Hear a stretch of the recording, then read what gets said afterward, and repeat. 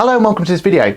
Over the Boffics channel we talked about how VAT and how that incorporates into a business, when you should VAT register, what it means, that sort of stuff.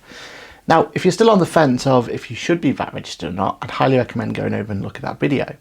But in this video what we want to talk about is if you are going to be VAT registered for HMRC, then make sure that in QuickBooks Online you get everything set up correctly so that you can see that done. And that's what we're going to look at today. So we're going to take a file, a brand new file on QuickBooks, and we're going to add VAT to them. Let's have a look. I told him I can be a fighter if you want. I'll be there to catch you if you fall. I can make it brighter when it's dark, I told him I would do it all for you, and I know you do it for me. Hello, my name is Patrick. I'm a Chartered Accountant, Certified UK Trainer by Intuit and also that QuickBooks chat. Welcome to the channel, a place that if you need to know anything to do with QuickBooks, don't forget to use that like, subscribe, make sure that you get yourself involved in the comment section below. Also, stay tuned because at the very end of this video, I'm going to be showing you a real good tip on how to save money on your VAT return. And it's one I think you don't want to miss. So today's video is all about VAT and how do you get yourself set up on VAT in QuickBooks Online. Let's jump straight into it and find out exactly what's going on. Okay, so QuickBooks Online. When you first open up a QuickBooks Online license, so at the very first time, you are not deemed as VAT registered at that point. Therefore, if I do an invoice, notice how at no point is it asking me about my VAT element. And what that means is we're not being able to add VAT on. So if I quickly put in a customer in, and I was to say I sold some services, and there was two of them at £50, notice how the bottom here, £100 my subtotal and £100 is what is actually being sent there. There's no VAT element to that whatsoever. So by default, VAT isn't turned on in QuickBooks Online. To turn that on, we need to go to the taxes section. So on the left-hand panel, you'll see there's the taxes section just down here, and you'll also see VAT is shown. Once we jump into VAT, we're going to press the Set Up VAT option, and we have to fill in this following information. So start calculating. So basically, when did you become VAT registered? I submit VAT returns, monthly, quarterly, half year or yearly. Most of you is going to be using quarterly. Your standard or cash accounting. Now this is a scheme that's by choice. You can decide if you want to be on standard accounting or cash accounting. To keep it really straightforward and understandable, the most important thing is to consider when do you get paid for your services. If you're a company where you send out an invoice and it could be a couple of weeks or months until you get paid, you may want to consider VAT on a cash accounting basis. If you're a company that when you make a sale, you're already being paid for that particular item, then at that point you'd probably want to look at VAT for standard. Now it's more complicated than that, and there's probably more information that you're going to want to do. And also head over to the Boffics channel and they do a nice little breakdown of exactly what the difference between the two are. But in a nutshell, you're deciding at this point, do I want to account for VAT when I raise my sales invoices and I put my bills onto the system? That's standard. Or do I only want to account for VAT when I've physically been paid for those invoices and I've physically paid for any bills that are on my system? That's cash. So you need to decide which is right for you and your business. But just again, let's make sure that you get the right advice. So head over to that Boffics account, Boffics Tax Tips, just to make sure you got yourself covered. All right, on this one then, I'm going to go standard. And I'm going to stick my VAT number in. Now at this point, you should have a VAT number. So what is your VAT number? Well, if you don't know what your VAT number is, chances are you're not VAT registered at this point. So again, head over to that Boffics Tax Tips channel, and at that point, they'll explain about VAT registration. But effectively, for you to be able to charge VAT on your sales, for you to have any inclination of VAT whatsoever, you need to be VAT registered. And when you become VAT registered, you actually get a certificate, and on that certificate is your VAT number. And it's that VAT number that's crucial, because that VAT number is proof to HMRC and anyone else using your services that you're VAT registered. And that VAT number gives you the entitlement to add the VAT onto your charges. Therefore, that VAT number is really important. But make sure that you know what your VAT number is. When people first start in business, there's this misconception that you're already VAT registered. At the very beginning of starting a business is a choice. Unless you've got a really, really great service and solution, hitting that threshold isn't going to happen from day one. You work your way towards that, and hopefully one day you pass that and surpass that and you move forward. But before that, it's a voluntary registration. And it's that voluntary registration you need to go through the pain of doing before you get a VAT number. So just because you've set up a business doesn't necessarily mean you've got a VAT number to go with it. So make sure you are actually VAT registered before turning this on. So I'm going to do the VAT number there. And then I have the option, do I want to be flat rate scheme or not? So the flat rate scheme is all about trying to make it really easy from an administration point of view. Now, when we're talking about VAT, when we're talking about running VAT, then charging VAT is only half the story. You also need to account for that and then be able to send a return into HMRC and then pay that return on a quarterly, monthly or yearly basis. Now, with that being the case, you're finding that's going to be quite a lot of administration work. Now, again, you can pass it over to people like Bofix, they can do all that bit for you, but obviously that's at a cost. If you're really looking to reduce costs and reduce time, that's where the VAT flat rate scheme can be really beneficial. And it works like this. In a nutshell, for a standard VAT return, you need to think about how much in a particular period you've charged on your sales of output VAT. So every time you sold £100, you've added hopefully 20% on, and you need to see how much of that you've collected on behalf of the government. And then you have to reduce that by how much VAT you've suffered. And suffered is basically what VAT you've been charged as a business. So if you've paid for something and suffered VAT on it, in most circumstances you'll be able to claim that VAT back. So a standard VAT return is how much you've had paid over or how much you've charged on your services to begin with, less how much you've suffered during that period. And that can be quite a large consumption of time to be able to record that, get that ready. On a flat rate scheme, you still charge it whatever percentage you need to charge out, so mostly 20%. But what will happen is that instead of you having to pay over 20%, you'll be provided a percentage that you will then be able to use to calculate, and that's all you pay over. So you don't need to worry about what you've suffered in a particular period. So from an administration point of view, it's a real good time saver. The downside to that though is you really should be still running the old scheme in the background just to make sure you're not financially at risk and that you're on the wrong scheme and it's costing you more money to be on a flat rate scheme as opposed to a standard scheme. But all that aside, that question now about are you flat registered, again, you should make that choice when you register, and it is something you have to apply for HMRC to become a flat registered scheme. If you are applied for it and you do qualify for it, then make sure you tick that box now. I'm going to leave mine as not VAT registered and I'm going to press next. So what's happened now? The next question is going to be asked, are you ready for MTD? MTD, or Making Tax Digital. This is a whole new aspect to VAT, and it's all about making sure that if you are VAT registered, that you're submitting your returns on a Making Tax Digital basis. Now, at the time of recording, there are exceptions to who needs to be Making Tax Digital and who aren't, but the vast majority of businesses out there will have to be Making Tax Digital as well. So the fact that it's asking us our question now is going to be a yes. And to make sure that you've got that right, you also need to make sure that your VAT scheme is Making Tax Digital enabled. What does that mean? Well, that means that to file the VAT return, you have to do it through a software. You're already using QuickBooks, so you're already there, but that's what Making Tax Digital means. That you're filing it through some software so that HMRC doesn't just get the single figures of what's on a return, but they can see the background to it as well. So at this point, you need to make sure you're Making Tax Digital turned on. Now that we've got VAT turned on, we're presented with this module. This module here is your taxes and VAT section, and it's going to give you information about how you're doing in terms of VAT. This top bit here is giving you an indication of your next VAT return. So it's giving you an indication of how much will need to be paid over when that's been put in there. Down the bottom here is the returns that are either open. Open means you still have a requirement to file them, they've not been filed yet, or if they've been submitted or if they've been paid. And they'll put a nice little breakdown of all those down there for you.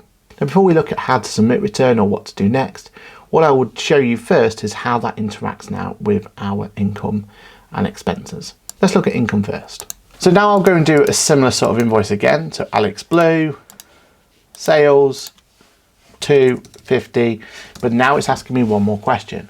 What VAT rate do I need to apply?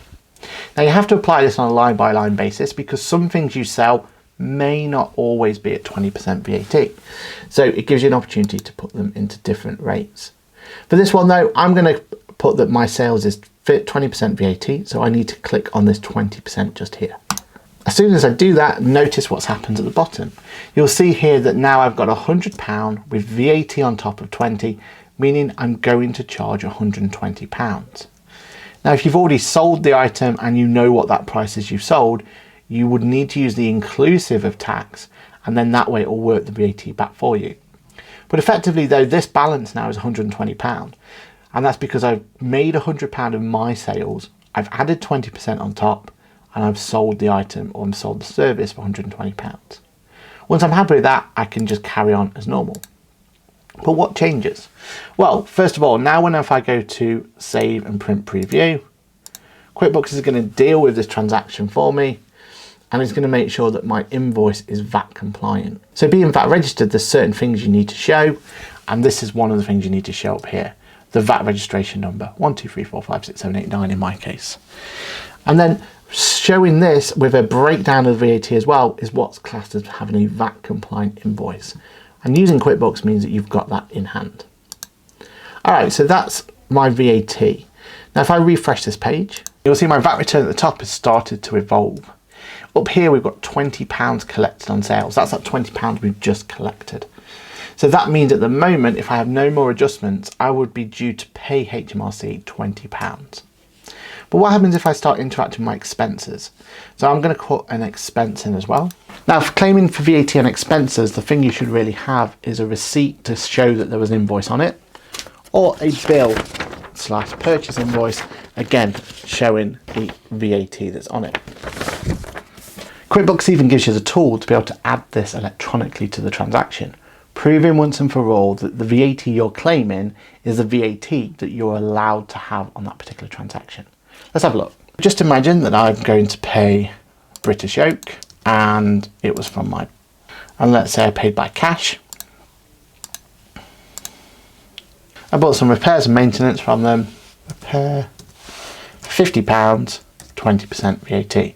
Now on this time round, again, I would put the attachment down here to say that I can actually claim for that. But I've also made sure that I've got inclusive of tax selected up here. What that means is then that even though I put £50 in, it's calculating backwards. So I paid them £50, have a receipt to prove it, that they charged me £8.33. So I have that £8.33 here, save and close, refresh my VAT account, and notice now the amount I need to pay has changed to £11.67. That's because I've collected £20 on sales, I've suffered £8.33 on VAT, therefore £11.67 is to pay over. If I was to prepare a return now,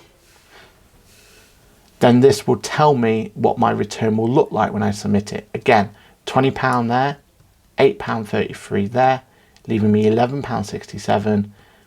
£100 is my sales, £41.67, which is the net amount of purchases. Now, I talked about that tip, didn't I? Teased you with it at the beginning. Let's have a look and see what that tip exactly is. Well, if I'm about to file a VAT return, one thing I want to make sure I do is I jump into taxes and VAT. And from taxes and VAT, I want to use this drop down arrow here on my next open return. What that will do is give me the option to smart scan my return. Smart scanning your return is a great way to make sure that return's correct.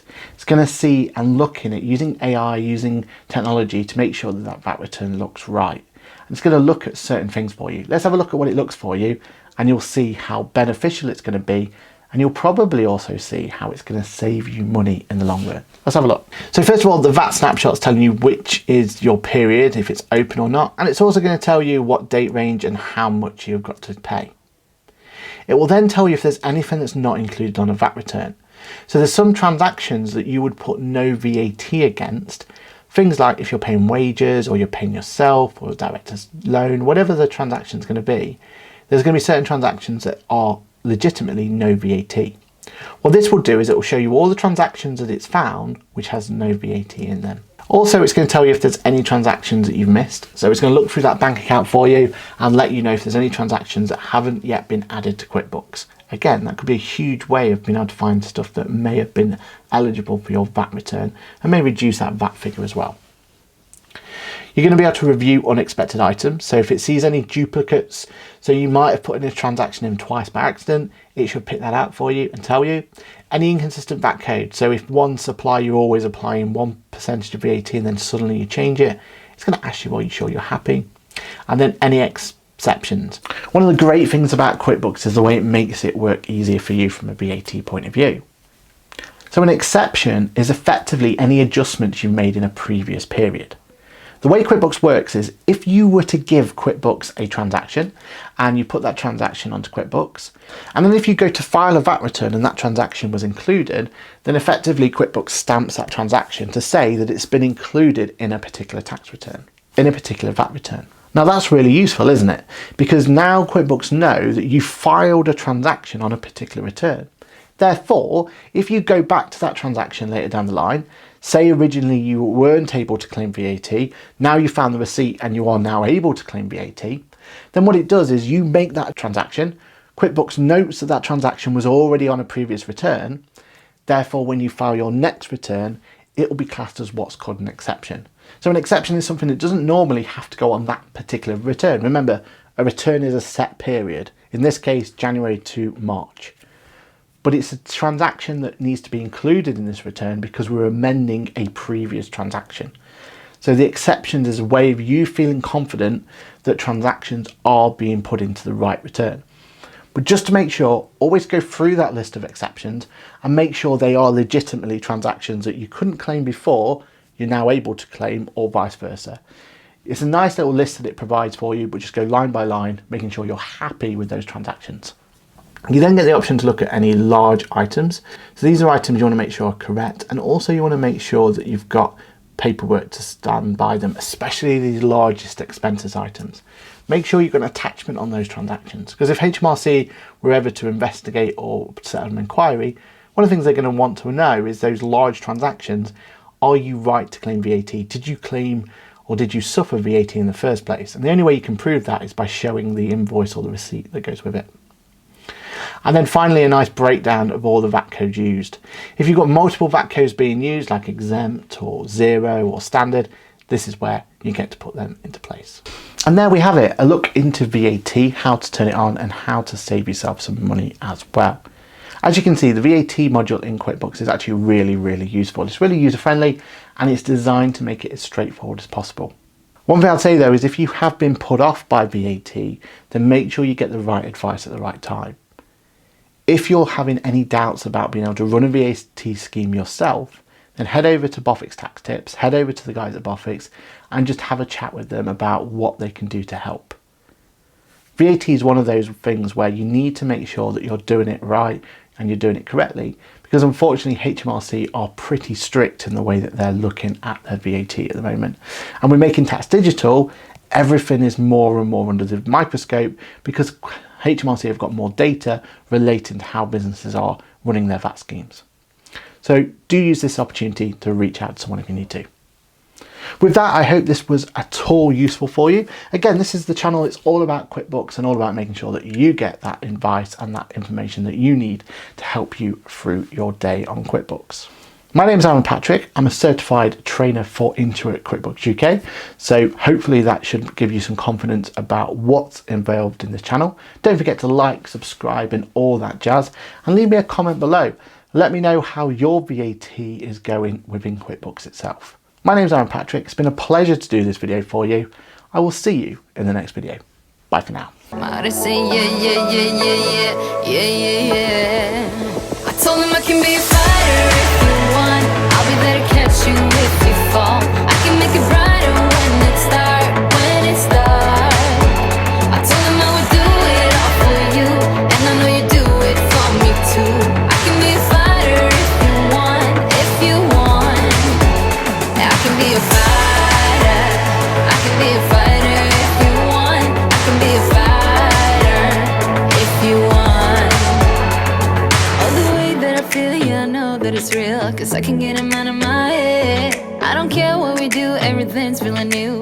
Even if we stay in bed, my heart is saying yeah. You know I want him nah. My heart is saying yeah.